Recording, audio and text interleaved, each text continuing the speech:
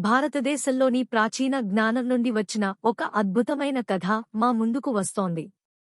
అక్బర్ బీర్బల్ కథల సంకలనంలోని ఈ కథ మనల్ని ఆశ్చర్యానికి గురిచేసే సంఘటనలతో నింపబడి ఉంది. భారతీయ సాంస్కృతిక వారసత్వంలో భాగమైన ఈ కథలోని ఆత్మీయ సందేశాలు మరియు ఆధ్యాత్మిక జ్ఞానం మనల్ని ఆకర్షిస్తాయి. మన కథ ప్రారంభమవుతోంది. ఒకే ఒక ప్రశ్న. అక్బర్ కొలువులో చేరినప్పట్నుంచి బీర్బల్ తెలివి దేశ విదేశాలు దాటసాగింది. హిందుస్థాన్ దాటి ప్రపంచ నలుమూలలా వ్యాపించింది. అది ఎంత దూరం వ్యాపించిందంటే పర్షియన్ దేశం కూడా చేరింది. ఆ పర్షియన్ దేశాన్ని పాలించేది సాహెబ్ సుల్తాన్ అనే మహారాజు. అతడిక్కూడా అక్బర్లాగే సాహిత్యం అంటే చాలా ఇష్టం.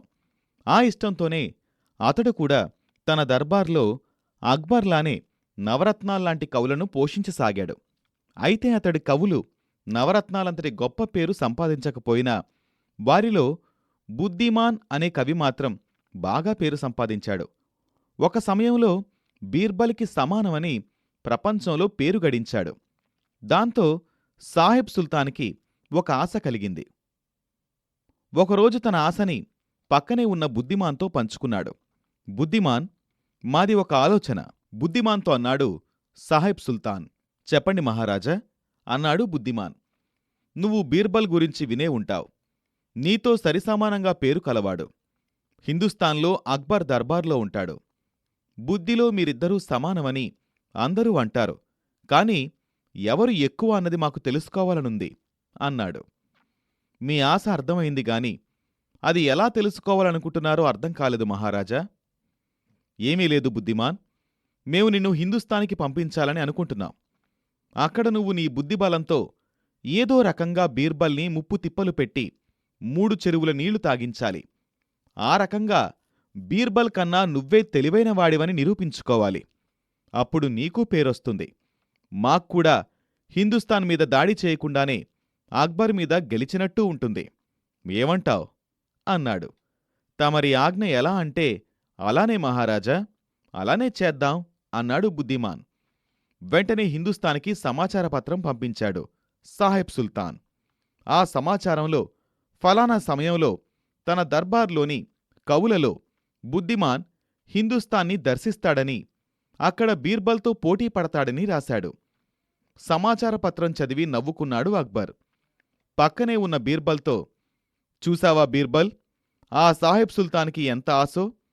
మా మీద నేరుగా గెలవలేక ఇలా ఎవరో కవిని పంపి నిన్నోడించి నీ ద్వారా నన్ను గెలవాలని చూస్తున్నాడు. కాని అతడికి తెలీదు కదా, ఈ ప్రపంచంలో నిన్ను మించిన తెలివిగలవాడు లేడని అన్నాడు.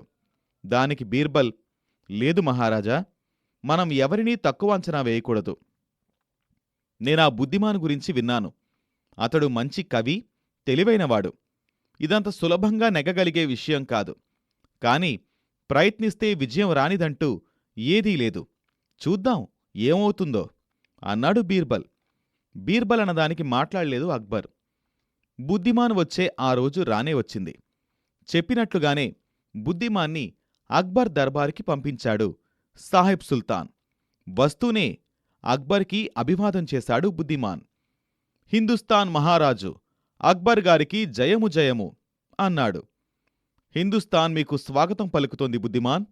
మీలాంటి వారి రాక మాకు చాలా సంతోషకరం అన్నాడు అక్బర్. ధన్యవాదాలు మహారాజా.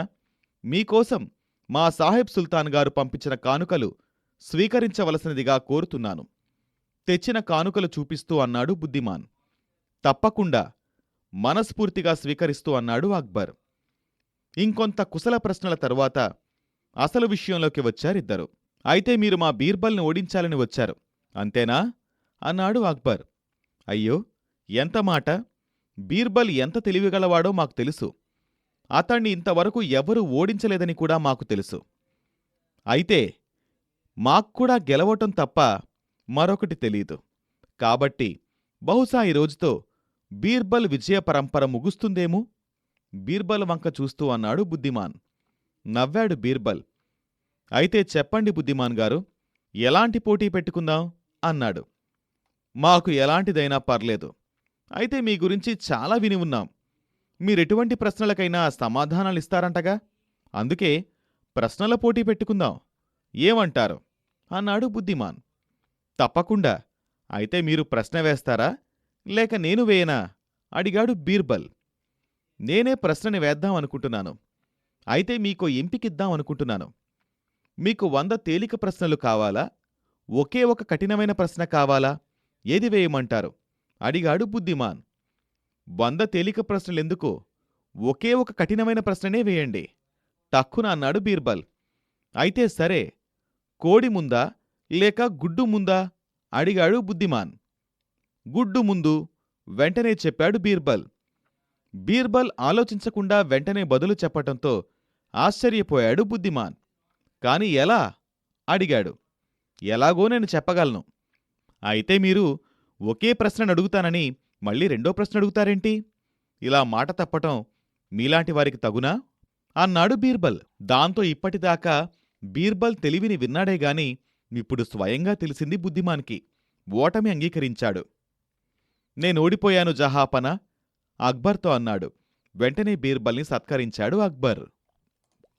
ఈ కథ మనకు నేర్పే ముఖ్య పాఠం వివేకవంతుడైన ప్రశ్నలు అడగడం ద్వారానే సమస్యలను పరిష్కరించవచ్చని చెబుతుంది. మీరు అప్పల్ లేదా ఆండ్రాయిడ్ యాప్ స్టోర్స్ నుండి స్టోరీ వేవ్స్ యాప్ను డౌన్లోడ్ చేయండి. భారతదేశం నుండి మరియు ప్రపంచవ్యాప్తంగా ఉన్న ఈ సేకరణ మరియు ఇతర కథలను అన్వేషించండి.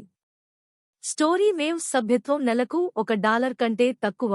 మీ కుటుంబానికి నాణ్యమైన కథలను తీసుకురావడానికి ఇది అత్యంత సరసమైన మార్గాలలో ఒకటి. కొత్త కథలు అన్ని స్టోరీ వేవ్స్ యాప్లో అందుబాటులో ఉన్నాయి మరియు అత్యంత ఉత్సాహభరితమైన కంటెంట్ యాప్పై మాత్రమే అందుబాటులో ఉంది. మీరు యూట్యూబ్ ఛానల్కు సభ్యులు కావాలని మేము కోరుకుంటున్నాము మరియు ఇన్స్టాగ్రామ్, టిక్టాక్ మరియు స్పాటిఫైలో స్టోరీ వేవ్స్ను ఫాలో అవ్వండి రాబోయే కంటెంట్ గురించి అప్డేట్ల కోసం. మీరు చూసినందుకు మా హృదయపూర్వక కృతజ్ఞతలు.